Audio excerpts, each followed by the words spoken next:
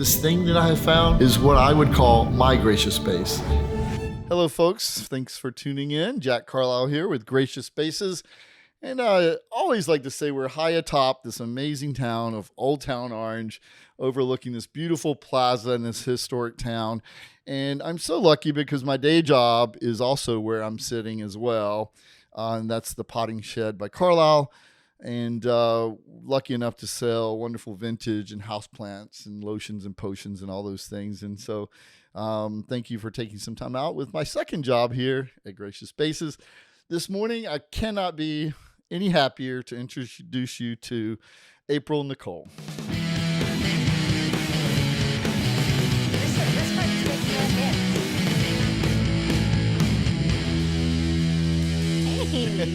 I'm so excited to sit here with you today. It's so fun seeing you, and you've traveled a distance, so I thank you for your time. You're here visiting your daughter, which is very important to you, and so thank you for your time. Thank you. So tell us, so you're no ordinary gal.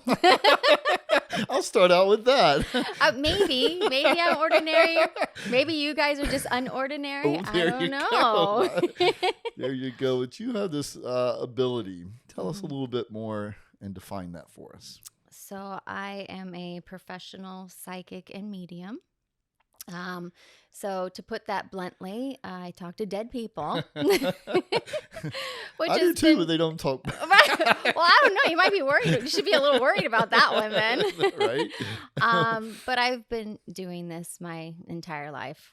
Yeah. So my very first connections that I can recall were, sounds a little crazy and nutty, and that's okay, but being born. So a lot of people don't remember that process for themselves. But for me, it was a very vivid experience that I've taken with me my whole life. So I would think because like it came at such an early age, it just seemed normal to you. Yeah, absolutely. Probably. And then there's a point where I just see just these I guess people just coming at you left and right. Was that something you had to learn how to manage? Oh, yeah, definitely.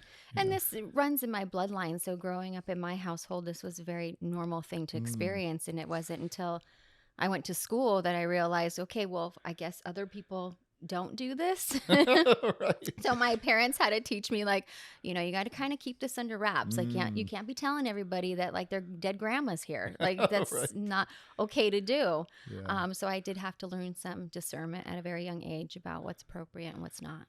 How lucky you were to have someone that has experienced that then to tell you this is okay. Oh, yeah. And how to utilize this ability and strengthen it, grow it, control it. Yeah. Yeah. And does it go beyond people? Like in pets? Oh, yeah, definitely. Yeah. Animals my whole life were always my saving grace. And so being able to have a connection where there's communication between us that is beyond just visual observance, that it's actually an intuitive connection or even a telepathic connection. Are there times when you assist people to tap into their own specifics? And yes, I mean, my philosophy is that everyone has this ability. This is part of your birthright, and some people just have a heightened sense of awareness, like myself, because of possible bloodline connections and being able to be in the right support system when it comes to your family dynamics and not having any sense of oppression. That for me, I was not oppressed to think or to know that this is out of the ordinary. Yeah. And so my sense of awareness is just a little more keen than others. Heightened. Are there times where you feel like you just want to turn it off? I do. Like, yeah. Like, stop it, folks. Yes. And so tell me, can you manage that part of it and just kind of put that in the back of your head? Definitely. Yeah. I mean, everybody enjoys their alone time, and I definitely value my alone time.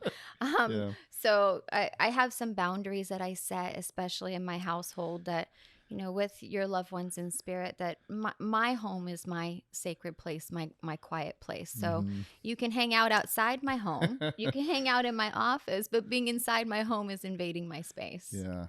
So you don't, it's like taking your work home with you. Definitely. Nobody likes to take the files home with them. Right.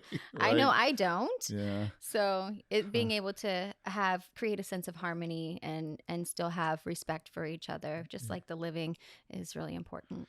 And does this go broader, like in card readings, other avenues of? Yeah, this there's lots profession? of different modalities of connection. Mhm. Mine has just always been directly to, the spirit world or heaven, so to speak. Yeah. Well, I have to admit, I've been lucky enough to be in rooms Yeah. with you, and I often tell people about my experience with you, and that's when I was just first getting to know you, and we were in a room with quite a few people, 40 or 50 maybe, and you were referring to someone with an accent and so on and so forth. Anyway, I kept thinking this is kind of my grandmother, and you were jumping around to people and all that, and like no one was kind of connecting with this. And then you turned to me and you said, "Jack, is this you?" I'm like, "I think so." And you're like, "You gotta open up. You gotta participate. This is only gonna work." And I don't know if you remember that, but I do, because then what occurred was astonishing for me. I received messages from my grandmother, which near and dear to my heart, and it was so incredibly specific. I just continue to tell that. But my point is you do need others to participate, right? To open up. Yes. And share. Yeah, and I think when we met, if I recall, this was almost 10 years ago now. Yes, I think. Pretty much, yeah. So I know since then that my confidence has built a lot. Where I'm at now is I'm not. I know who I'm with now, so I'm not opening it up to the room to claim their loved ones. Now I'm more confident saying, "I know this is for you." Yes. Well, you were pretty confident of that. I was just kind of being certain. But so you've honed that. Yes, I definitely have worked on what I call my GPS, being able to get directly to who I need to be with. But it does take a level of participation. I always say, like, please just, like you said, claim your dead people. It just makes communication between all of us a lot easier if you just claim your dead people. Yeah, I like that. Claim your dead people. And so in a group setting like that, and are the spirits all lined up, kind of waiting, like they see this opportunity? Yes, they're so excited, and usually they start showing up days before the event even happens. Oh, wow, and that's intense. They just start to get ready like they would like the best party that they're going to participate in. They see it coming. Oh yeah. So when I get into what I call a gallery setting, they're all lined up against the wall in the back, ready to go. And then once they hear my speech about how things work, that's when they start to organize themselves. Yeah. Do you always, there's one in every crowd. Do you have one that wants to jump ahead? Oh yeah. And I encourage them to. I'm just like, all right, the most excited one, because usually they're the most pushiest ones. So if I get the pushy spirits out of the way first, then everything else is going to be smooth sailing the rest of the way. Yeah. Otherwise, it's like being in a crowd of people and you got that heckler in the back that's like trying to get your attention the whole time. Right, the worst. Yes. So that spirit gets to come to the front of the line. We get them out of the way, and then everything else is organized. So then this ability it's amazing to me, and you've learned it at an early age. You've honed it, you've fine-tuned it. What's the next level for you? Where would you like to see it blossom and take? Well, for the past 2 years, I've had this great passion to get back into school, studying psychology, finish getting my license to become a therapist, and it's with a specialty of equestrian therapy. Oh, wow. So horses are a very big part of my life, and being able to incorporate them in a space where we get to help other people heal has been such a life-changing experience. So tell me about that, using horses for healing. Is that sort of animal-human connection? Yeah, it is part of animal communication. I mean, growing up, I was raised around horses. So horses for me were never a second nature. It was part of first nature for me. And for the things that I went through growing up, horses really held that space for me as well. So now being an adult and having my own herd of horses, and now having animal communication with them and knowing what they're capable of in terms of healing. Yeah. Now I get to offer that to, the state or the island of Kauai where I live. Yeah. So your path took you to Hawaii. Yes. I can't, when I think of you in my head and I sort of want to describe you to myself, Hawaii's perfect. You've got this inner peace, this confidence, this joy, all of these things, this calmness about you. You're one that I would say really wants everyone to experience that. So you're doing that by bringing horses into the mix. Absolutely, yeah. And horses are so intelligent, right? Extremely. And they show affection and love. Oh, yes. And they're extremely grounding. So in the times where you're feeling very anxious, uneasy, they really help to ground you back into the land. And you mentioned herd. What kind of number is a herd? Oh. I'm curious. Right now, I own 3 of my own, but that is as soon as I get back home, that is growing by 2. So I have 2 more horses that are incorporating into my private herd. Okay. But then I work with over 100 horses. Over 100. Over 100. So my husband and I every single day wake up at 5:30 and start feeding 100 horses. Wow. Yes. And this is all located on a ranch? It is. There's a ranch on the south side of Kauai that I work out of. Yeah. And work out doing therapy and then also doing tour rides as well. That's crazy. It's a great opportunity for me to have an exchange of giving back to my community and then training my ponies to be ready for horse therapy work. Yeah. And so there's all levels, just like us. We have personalities. I would imagine out of 100, you've got ornery horses and happy horses. A lot of days it's like working with a bunch of toddlers. Yes. Kindergartners. Yep. And they're all learning something at that point. Yeah. So take me through that day. You're up early. You're feeding them. It's beautiful. Nap it's so time. Beautiful. I don't get a nap time very often. Oh, do they get a nap time? All the time. Yeah, right. But it's 5:30 in the morning watching the sunrise, feeding each one of those horses and being greeted by each one of them every single day is such a beautiful, beautiful experience. What a joy. Yes. I can't imagine. It's so lovely. So growing up on a farm, we had cows and we had some horses as well, but the cows were the ones, they knew what time their feeding was. And I would show up and they knew exactly. So do you have different feeding locations throughout the ranch? Or? So the ranch there's 15-acre lots where these horses are in for their herd, and we have troughs that go along the fence line, but they are ready to go for food. They can hear my truck coming down from a mile away, and this is no joke. Yeah. They can hear and feel the vibration of my truck coming down the dirt road. So by the time I pull up to the ranch, each one of their heads are already at the bucket, like waiting to be fed. And they have their specific spot, probably. Yes. The routines. Some of them are a little more top of the pecking order that they get the first bucket that's fed. Yeah. They'll push the other horses out of the way for it. It's my turn. Yes. I got work to do today. Yes. And then so you're offering these horses for rides. And tell me how one goes about that process if they are going to. Well, I work through a ranch called CJM, and it's CJM Stables, and it's the only trail ride facility that survived COVID in Kauai. Yeah. And we give back a lot to the community. So I currently am working through the foster system where I offer assisted therapy, equestrian therapy, and they can either meet me at my farm or they can meet me at my ranch. And depending on what these young ladies are going through, I will choose which one to meet me at. Gosh, and just that moment, I would think, can change someone's life, just being with a horse. But they're repetitive, right? They're more likely to get hooked and come back. Oh, yeah. Over and over. Well, and this is different. And what I offer is all pro bono because it is different than the traditional forms of therapy. And some of these girls have plateaued in traditional forms of therapy. And so their therapist will come and partner with me where we can work through some of those kinks or those plateaus where they can open up in a different way. That's outstanding. And then so their need is different. Is it domestic abuse, violence? It is from the very minor things to the very big things. Wow. So, I mean, think of some of the most horrible things that happen in the world, especially what's come to light far more recently on a lot of media. A lot of these girls have experienced those things.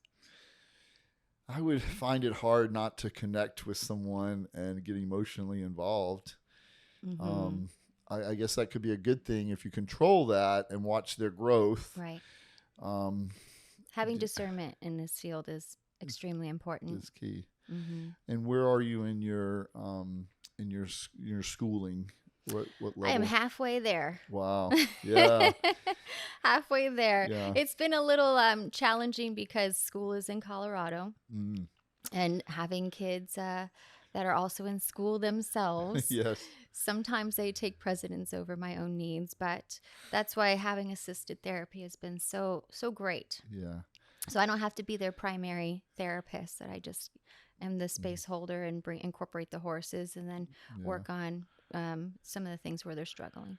Well, knowing your husband, he's totally involved and supportive in all of the ways he can be. Mm-hmm. Do you have your favorite horses? My pony. Yes. My pony's name is Mishkiki Kane, and so which means medicine man. Oh, wow. And so he's my 3-year-old pony that we are training to be an amazing therapy horse. So he's experiencing all the new things of world right now, which is like raising a baby and incorporating them into a whole new atmosphere all of the time. Yeah. So he's going to be solid by the time we're done. And you guys have this bond. Oh, yeah. I would imagine. He's taught me so much courage and brings adventure to my life every day, where I'm like, it's always a reminder to, just shut up sometimes. Yes. We all just need be those quiet. reminders. Right? But when you're driving down this path and on your way to the horses, it's sort of a meditation part of your day, I would think. Yes.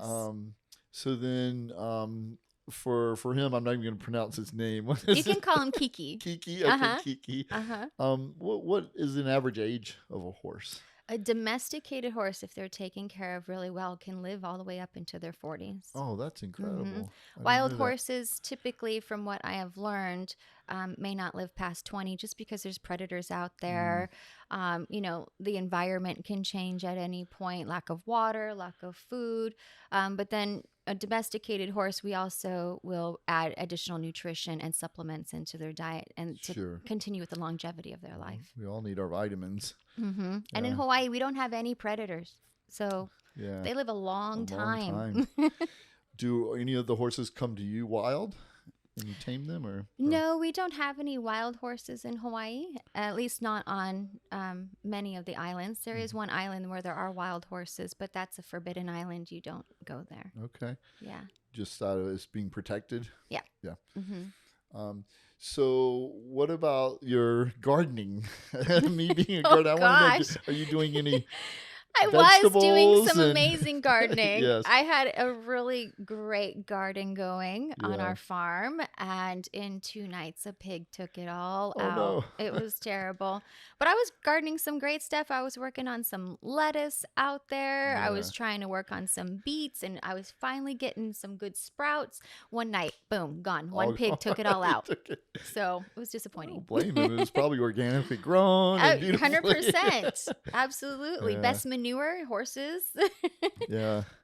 But so that was a little disappointing, and I haven't really had the time to get back into that yet. Time. There you go. It's the lack of time, not that you wouldn't or couldn't. Yep.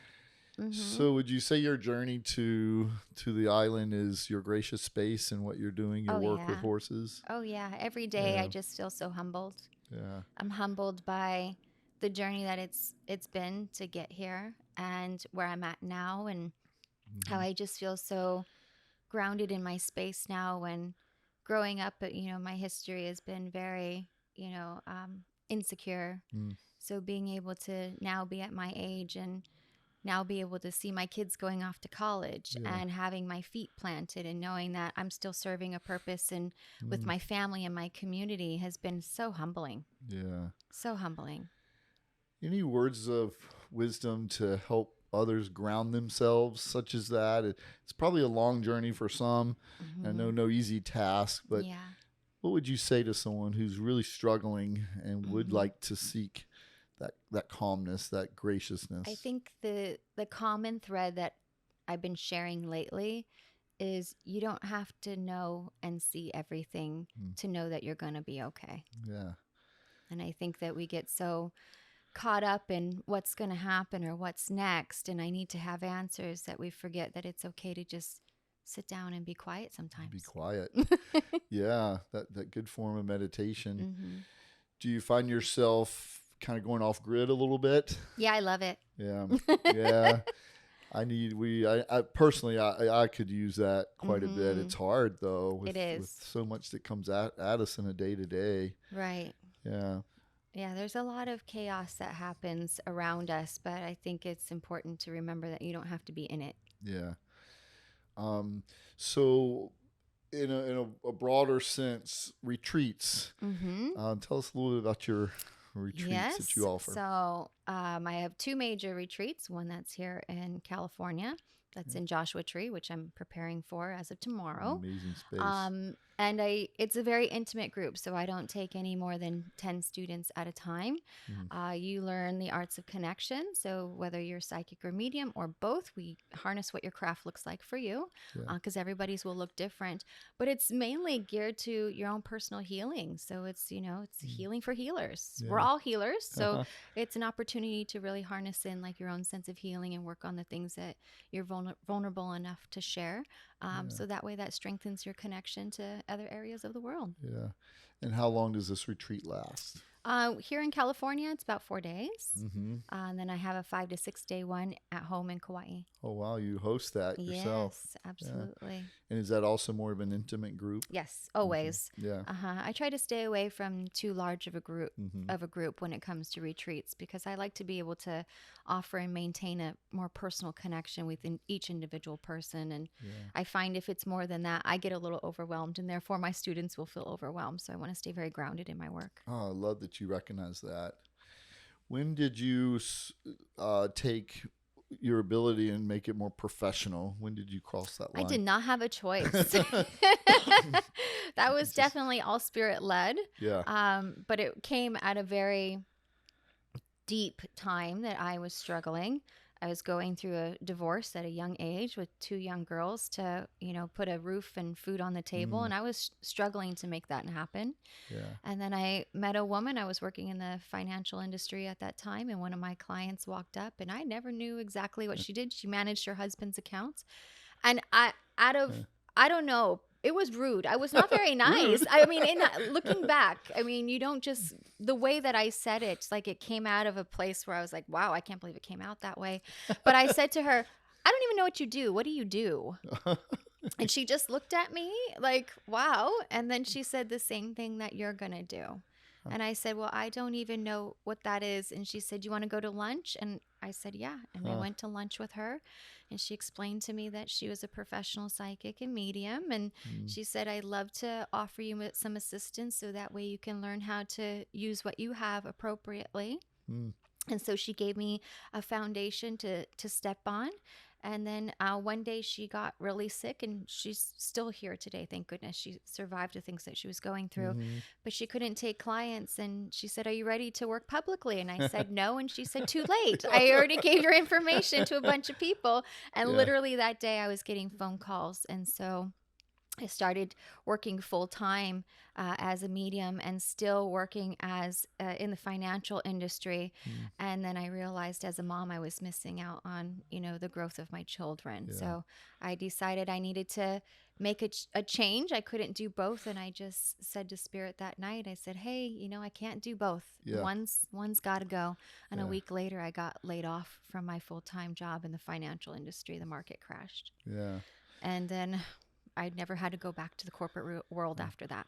So her mentorship was so incredibly valuable to you.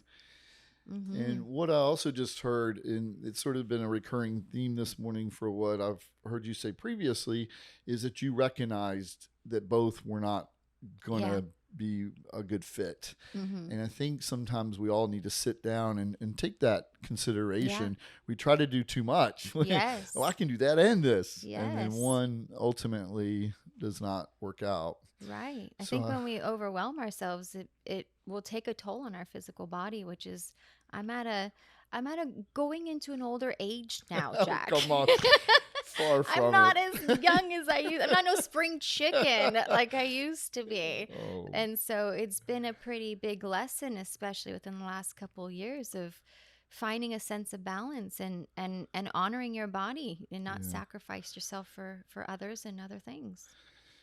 And I think that's a part of your work with horses too. I mean, you're absolutely doing something that means a great deal to you. You love, it's a passion. Yeah. Luckiest horses around, I'm pretty sure. Right. Well, and then really listening to my clients' experiences with their loved ones in spirit. I mean, one of the common threads that I always hear from spirit, I mean, one of the things I never hear is, I wish I worked more. Yes. I wish I stressed more. Yeah. I wish I, drank more. All of these things that I never hear. The things that I always hear from your loved ones in spirit are, I wish I had spent more quality time. I wish I slowed down more and listened to my body. You know, those things that we have a tendency of ignoring often. Yeah. Why do you think that is? The day-to-day gets in the way? I think that we've been so conditioned in society to hustle. Work. Yeah, grind. And I think that with our economies always fluctuating, that puts us into a space of survival mode a lot.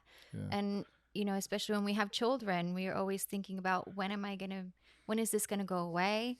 Or can I put food on the table? Or am I going to be able to still have a roof over my head tomorrow?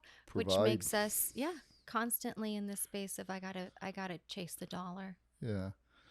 Well, I have to admit, you're just hearing you talk and us discussing this and knowing we need to go to a calmer place, but your voice just soothes me so much. Oh. I just call you every morning and you go, hey, let's just chat a minute. Sure. I'll be with horses, but definitely. I love that.